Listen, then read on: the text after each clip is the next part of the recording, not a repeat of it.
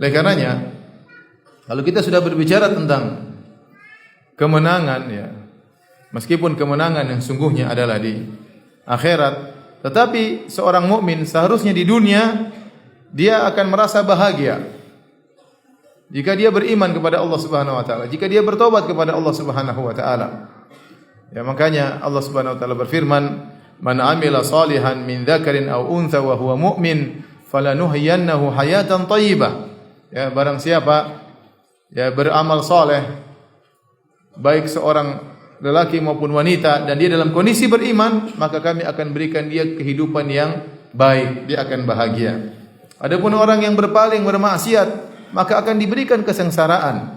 Kata Allah Subhanahu wa taala, "Wa man a'rada an dzikri fa inna lahu ma'isyatan dhanka." Barang siapa yang berpaling dari peringatanku, maka baginya kehidupan yang menyempitkan, dadanya sesak. Maka orang beriman seharusnya dia menang di dunia sebelum menang di akhirat. Harusnya dia sukses di dunia sebelum sukses di akhirat. Makanya Al-Imam Ibnu Taimiyah rahimahullahu taala pernah berkata, "Inna fid dunya jannatan man lam yadkhulha lam yadkhul jannatal akhirah." Sungguhnya di dunia ada surga, yaitu ada kebahagiaan. Barang siapa yang di dunia tidak bisa masuk surga tersebut, dia tidak akan meraih surga di akhirat. Ini isyarat dari Syekhul Islam Ibnu Taimiyah rahimahullahu taala bahwasanya orang beriman itu pasti bahagia, pasti bahagia apapun kondisi yang dia hadapi. Selama dia beriman, selama kalau dia bermaksiat, dia bertobat kepada Allah Subhanahu wa taala. Adapun orang yang bermaksiat, maka dia akan diberi kegelisahan, meskipun dia dipenuhi dengan harta, meskipun dia dipenuhi dengan ketenaran, ya, memiliki jabatan yang tinggi, tapi kalau dia suka bermaksiat, dia pasti gelisah, ya. Kata Allah Subhanahu wa taala, "Alladzina amanu wa tatma'innu qulubuhum bi dzikrillah." Ala bi dzikrillah tatma'innul qulub. Sungguhnya orang-orang yang beriman, ya, wa tatma'innu qulubuhum, dan hati mereka menjadi tenteram dengan mengingat Allah. Ketahuilah dengan mengingat Allah hati menjadi tenang. Kalau ingat Allah hati menjadi tenteram dengan iman, dengan takwa, maka mengikuti hawa nafsu, mengikuti godaan syaitan, maka membuat hati akan gelisah. Hadirin hadirat yang Allah Subhanahu wa taala. Intinya kalau Anda ingin sukses di dunia, terlebih lagi sukses di akhirat, maka jauhilah diri Anda dari dosa-dosa. Dan kita sadar bahwasanya kita pasti berdosa. Ini sudah sifat dasar manusia. Allah menciptakan manusia dengan sifat memiliki potensi untuk berdosa. Sebagaimana kita manusia memiliki sifat potensi untuk makan, untuk minum, ya. Ya, maka demikian juga punya potensi untuk bermaksiat. Dan Allah menciptakan kita demikian.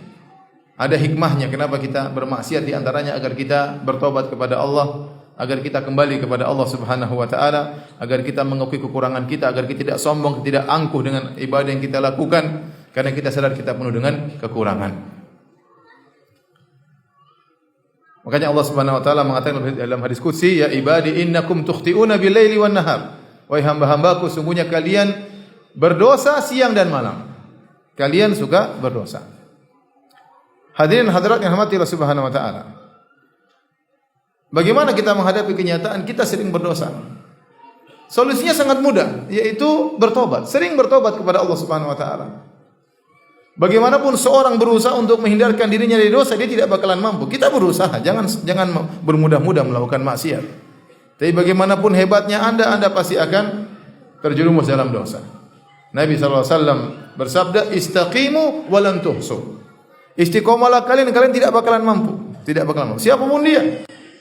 Para anbiya juga bersalah. Nabi Adam pernah bersalah, Nabi Nuh pernah bersalah, Nabi Ibrahim pernah bersalah, Nabi Musa pernah bersalah, Nabi Yunus pernah bersalah. Nabi Muhammad SAW juga pernah bersalah. Tapi mereka semua adalah hamba-hamba Allah yang selalu bertobat kepada Allah Subhanahu wa taala.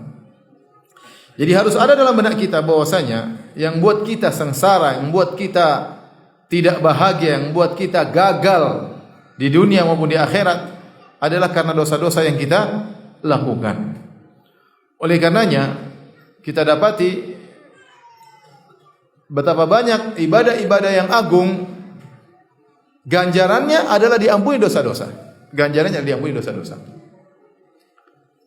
Karena dosa-dosa yang bikin masalah. Contoh, haji, ibadah yang sangat agung. Apa pahalanya? Kata Nabi SAW, man hajja walam yarfuth walam yafsuk raja'a min dhunubihi kayaumi waladatuhu ummuhu. Barang siapa yang berhaji, tidak mengucapkan kata-kata kotor, tidak melakukan kemaksiatan, maka dia akan bersih dari dosa-dosanya seperti baru lahir dari perut ibunya. Jadi maghfirah ini sangat penting karena dia adalah kunci kesuksesan di dunia maupun di akhirat. Kemudian juga contohnya tadi haji menghapuskan dosa-dosa. Contohnya puasa. Kata Nabi sallallahu alaihi wasallam, "Man shoma ramadhana imanan wa ihtisaban ghufira lahu ma taqaddama min dzambi." Barang siapa yang berpuasa dengan penuh keimanan, dengan penuh pengharapan, akan diampuni dosa-dosanya yang telah lalu.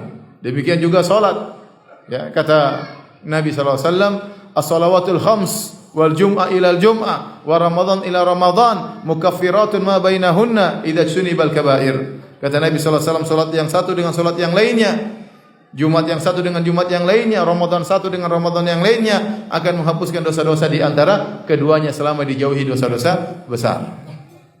Jadi ya banyak ibadah-ibadah yang agung, janji Allah adalah agar diampuni dosa-dosa. Kenapa? Karena dosa-dosa ini problem besar. Tidak mungkin kita melakukan dosa kecuali pasti ada dampaknya. Baik berkaitan dengan dunia kita maupun berkaitan dengan akhirat kita.